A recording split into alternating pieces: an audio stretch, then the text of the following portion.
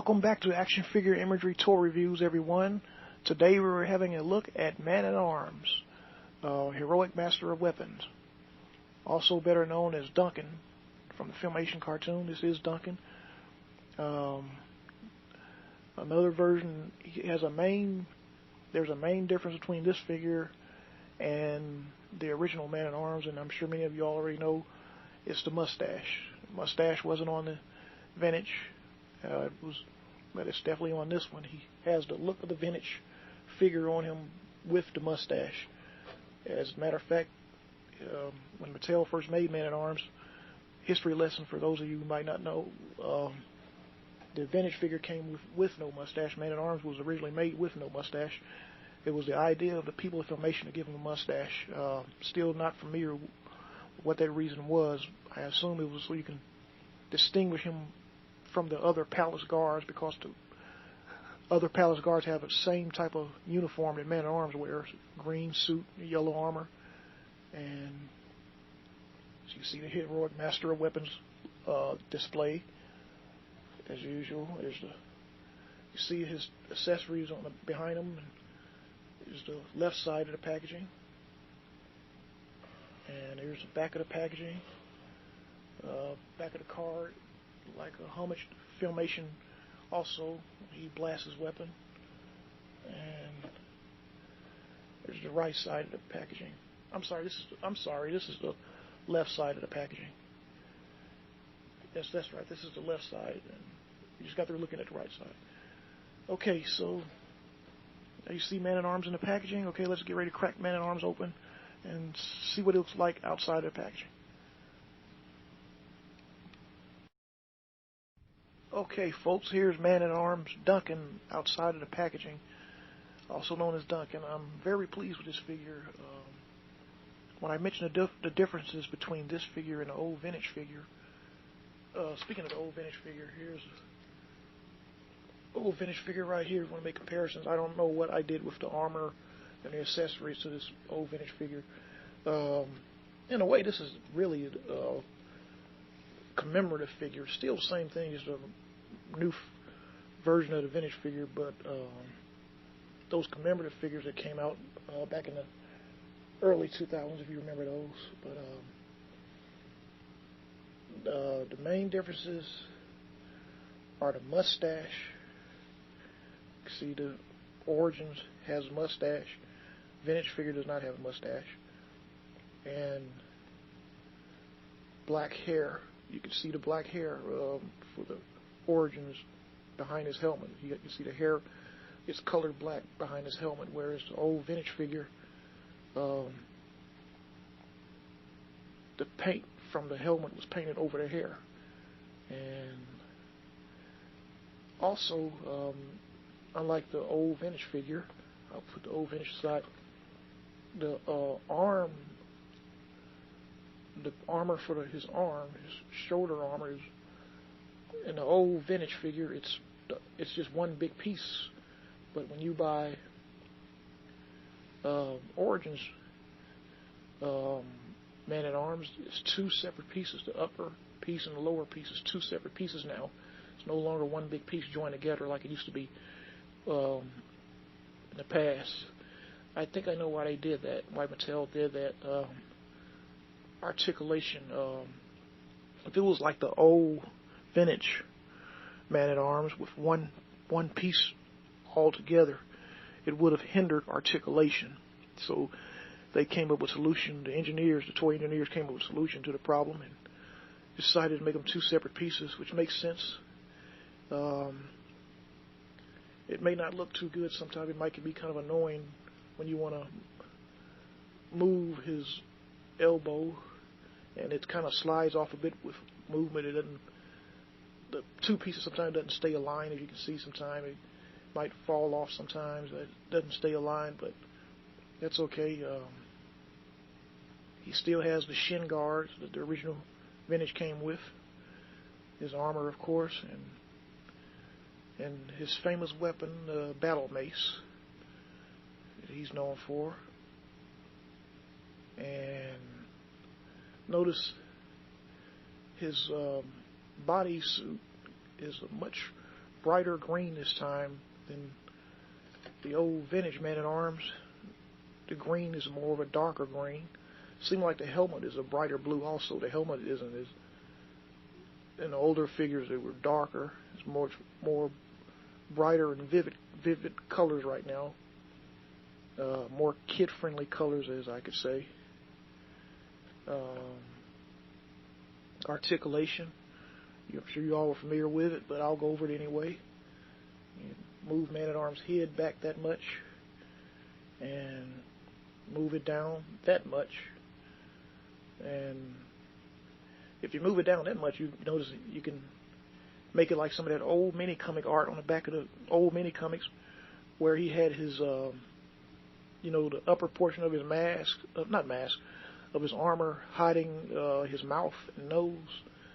You can almost get that look. If you push the armor up a little bit, you can get that vintage look, that vintage mini comic look. As you all know, the arm goes outward, the elbow bends, but the two pieces joined together kind of hinder elbow articulation just a little bit, unless you lower the lower portion of the armor downward a little bit. And you see, you still got the swivel, in the wrist, swivel in the elbow, waist twist. Move the leg outward, move it forward, move it back, and knee bends that much, foot, and of course they have the what should this be called right here? Lower thigh, I guess, lower ankle pivot. I forgot to mention this in my previous reviews of He-Man and Skeletor. I forgot to mention they got articulation right here too. I just recently discovered that there is articulation in this point right here, and I did not know that at first. But all of the figures have articulation in that area right there. Okay, there you have Man-at-Arms out of the packaging. He stands well too. Stands pretty well. There you have him. And now let's look at the slideshow images of Man-at-Arms.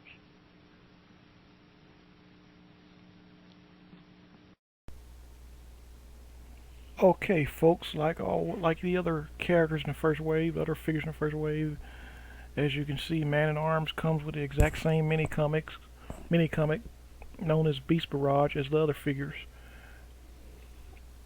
As always, all the figures in Wave 1 come with the same comic, same issue. Beast Barrage.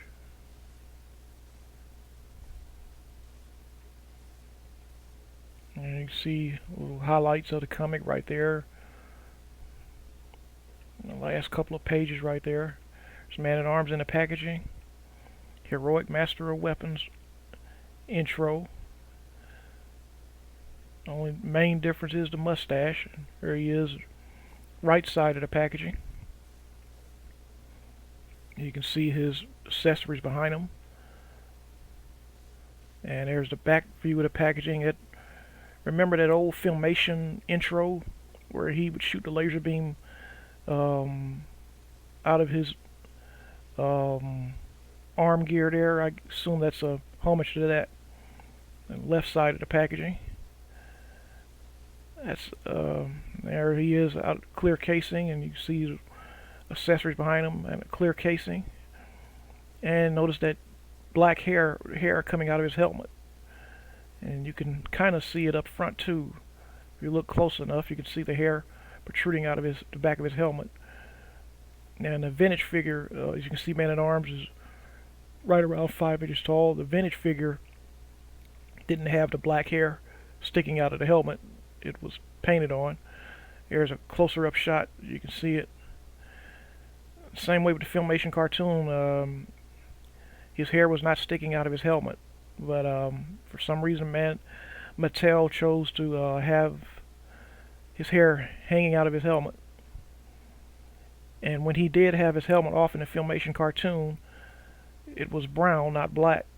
So we have some consistency issues here, I assume, relating to the Filmation cartoon in this particular Origins Man-at-Arms figure.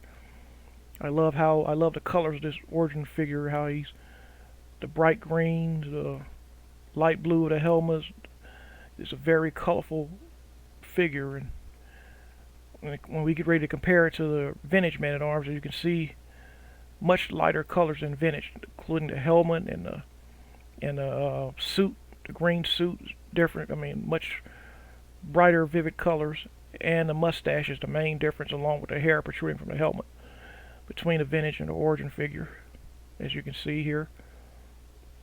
And there's the vintage figure right there. As you can see, as you can see, he was meant to have hair back then, but it was painted over.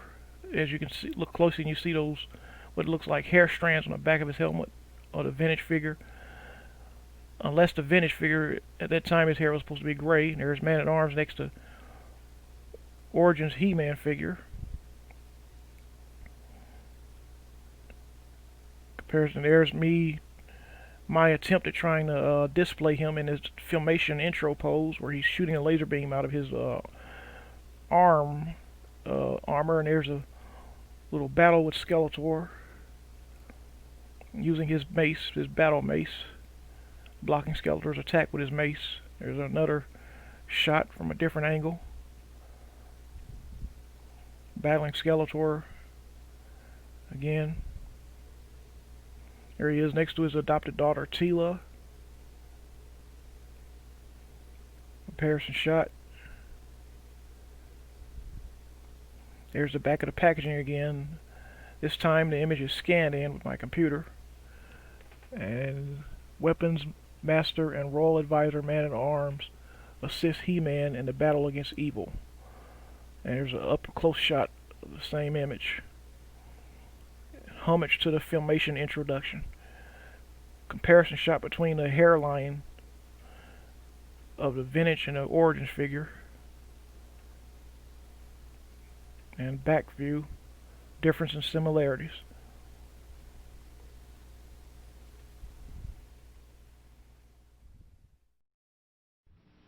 Okay, final thoughts on Man-at-Arms.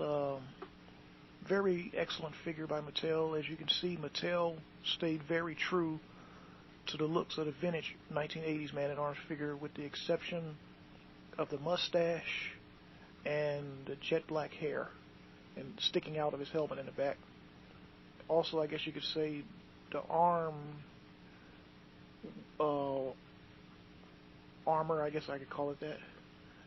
Instead of it being one piece this time, there are two separate pieces. You got the lower portion and the upper portion. And for those that may not know, like I said earlier, like I mentioned, Man-at-Arms mustache was originally made without a mustache. Then the cartoon gave him a mustache. And like I said, it's an excellent figure. The only major differences: the hair, mustache, and the arm pads. And other than that, everything else is very similar and true to the vintage. Well, I take it back, except for the colors too. The colors on this Man-at-Arms figure are very bright and vivid. The green of his suit and the blue of his helmet seem to be much more colorful and more vibrant and kid-friendly than the colors of the vintage figure. Okay, everyone, that's it for this review of Man-at-Arms. I hope you enjoyed this video.